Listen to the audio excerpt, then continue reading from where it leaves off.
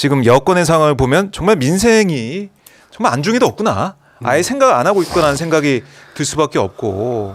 예. 그래서 절망스럽다. 이렇게 국민들이 판단하실 것 같아요. 우리 국민들께서 저는 우리 윤석열 대통령의 이러저러한 행보들에 대해서 최근에 대국민들을 만난 행보들에 대해서 면밀히 봐보면요. 네. 민생과 관련된 토론회도 나가고 막 하거든요. 오늘 뭐 GTX 네. 얘기도 하더라고요. 네, 갑자기 그것도 GTX 신호선 뭐 착공식에 간다고 그것도 갑자기 잡힌 거예요. 어제사. 그런데 저는 그 사안들이 네. 실은 입법을 해야 되는 사안이거든요. 입법을 해야 되는 사안이에요. 네. 입법을 해야 되는 사안이면 최소한 국회에다가 요구를 하고 그리고 최소한 자기 당 의원들한테 이것을 입법을 빨리 해주세요 라고 하고 그러면 법안 소위에서 같이 이 법안을 가지고 논의를 하고 해야 되는데 그럼요. 민생 관련 입법 법안 소위는 안 열어요. 참. 안 연다고요. 네. 그것을 하려면 법안을 만들어야 되는데 법안과 관련해서 아무것도 안 하면서 하겠다라고 얘기해요. 예를 들면 최근에 그분이 얘기했던 게 뭐냐면 네. 대형 유통마트, 예. 대형 유통마트 일요일 휴점제를 없애겠다라고 네. 했거든요. 또 중요한 게 뭐냐면 대형 유통마트에 온라인 배송을 허용하겠다는 예. 거예요.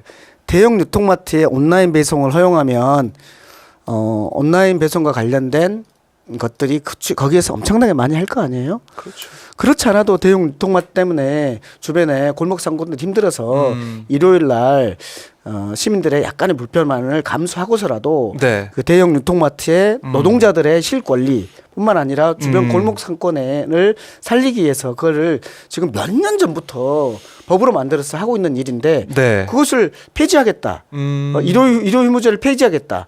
또 하나는 온라인 배송을 허용하겠다. 네. 엄청나게 지금 논쟁이 되고 있는 것을 본인이 그냥 딱 손을 버려요. 근데 이것이 시행령으로 할 수 있냐? 아니거든요. 법을 바꿔야 돼요. 법을 바꿔요. 유통법을 바꿔야 되거든요. 네. 그럼 유통법과 관련된 논의를 해야죠. 논의는 안 해. 그런 논의 없이 그냥 발표해버리죠. 발표만 해. 그러니까 저는 이게 선거용 말만 하는 것이다라고 보이는 거예요. 네. 그러니까 지금 또 보면 비싼 것들이 또 네. 있어요. 막 그런 것들이 그 소상공인들을 이해한다면은 간이 과세 제도라는 게 있거든요. 8천만 원까지는 관이 가세자 해가지고 세금이 거의 없어요. 네. 간이가세. 그런데 그것을 1년 매출 8천에서 1년 매출 1억으로 올렸어요. 즉 1억까지는 1년 매출 1억까지는 그러니까 월 매출 한 900만 원. 네. 이 정도까지고 900만 원, 800만 원 이 정도까지는 월 매출 900만 원, 800만 원이면 하루에 얼마 파는 겁니까? 하루에 뭐 한 30만 원, 30만 원. 네. 이 정도 파는 거잖아요. 하루에 한 30만 원 정도 파시는 분들 이런 분들까지는 간이 과세자로 해서 이제 뭐 부가세도 매기지 않고 이렇게 하겠다라고 8천만 원에서 1억까지 올리겠다라고 했어요. 네. 그러면은 그것을 바꿔야 되잖아요. 근데 그거는 시행령으로 바꿀 수 있습니다. 시행령으로 안 바꿨어요.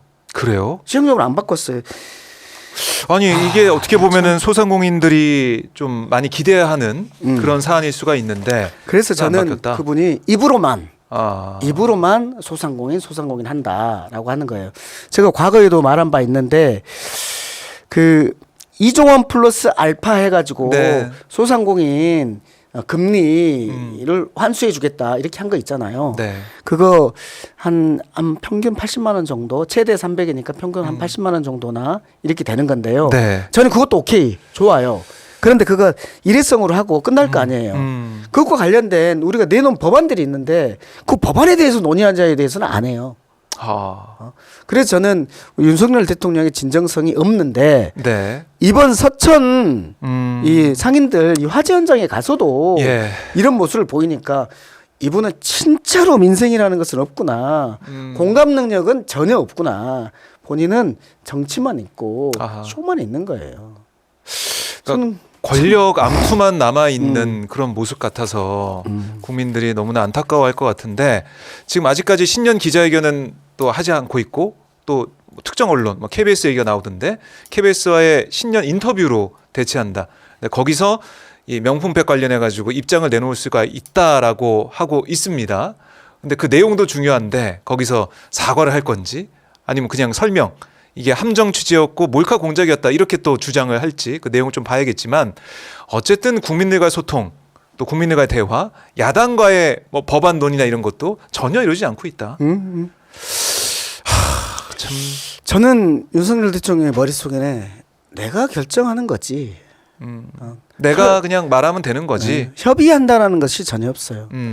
정치는 기본적으로 협의입니다. 저도 네. 모두 다를 대변하고 있는 게 아니라 저를 지지해주는 어떤 사람들을 대변하는 것일 겁니다. 저는 그렇죠. 주되게 서민과 소상공인과 이쪽을 대변하려고 해요. 네. 왜냐하면 아주 큰 부자분들도 저는 존중합니다. 근데 그분은 내가 대변하지 않아도 대변이 많이 되고 있잖아요. 그분들은 강하잖아요. 그리고 네. 그 약자들은 대변을 해줘야지 살아나갈 수 있고 그래야지 전체의 조화가 이루어지기 때문에 저는 정치의 핵심을 화라고 생각하거든요. 화발 화자. 아, 예. 화발 화자. 화발 화자가 벼화자에다가 입구. 쌀을 나눠 먹는 것이 나눠 먹어야지 화합이 된다는 거예요. 네. 그래서 그 배분 기능이 정치는 배분 기능이다라고 저는 보는 거고 그렇게 했을 때 어떻게 우리가 배분을 해줘야 되냐 약자에게 배분을 해줘야 되는 거죠. 강자한테 설득해서 우리가 화합을 이뤄내기 위해서는 이것을 이쪽으로 배분해서 네. 그래야지 화합이 됩니다. 쌀을 나눠 먹어야지 우리가 화합이 됩니다. 네. 그래야지 사회가 유지되고 그것이 당신에게도 좋습니다. 이것이 제가 생각하는 자본주의고 이것이 제가 생각하는 시장이고 이것이 제가 생각하는 정치예요. 아하. 그러니까 그 관점에서 하는데 그분은 누구를 대변한다는 생각이 아니라 자기만을 생각하는 것 같아요. 대변은 좀 하죠. 뭐 예를 들면은 부자 감세라든지 뭐 증권이라든지 네. 그다음에 뭐 부동산 양도세 이쪽이라든지 저는 그거에 대해서 일면 동의하면서도 그것과 관련되는 시행령은 바로바로 하면서 아까 왜 소상공인과 관련된 시행령은 말만 하고 안 하냐. 그러니까 그 행동에 의해서 저는 그분이 이쪽은 대변 안 하고 이쪽에는 말만 하는구나. 그러니까 부자들 뭐 또 자산가들과 관련해서는 즉각 하고 네. 그다음에 소상공인과 관련된 약자들에 대해서는 말로만 하는구나. 표만 얻으려고 하는구나. 아하. 이렇게 저는 생각할 수밖에 없다는 거예요. 그러니까요. 저희가 이 대기업 총수들과 함께 떡볶이를 먹는 그 현장 또 아니면은 이번에 이제 엑스포 유치를 위해서 해외에서 같이 파리에 한식당 가서 이 저녁 자리 뭐 술도 곁들인 저녁 자리 했다는 그런 보도 이걸 보면서 민생 또 이제 소상공인보다는 재벌 총수와의 더 친한 친밀감 이걸 드러내는 게 아니냐 이런 비판도 많이 해왔거든요. 이번엔 법안 처리 또 논의 과정에서도 확인되고 있다라는 거고 결국 지금 흘러간 상황을 보면 자기 가족을 제일 잘 챙기고 있다는 생각도 듭니다. 이 명품백 관련해서 이렇게 김건희 여사의 상황을 정리하기 위한 이 노력을 좀 하고 있는 게 아닌가.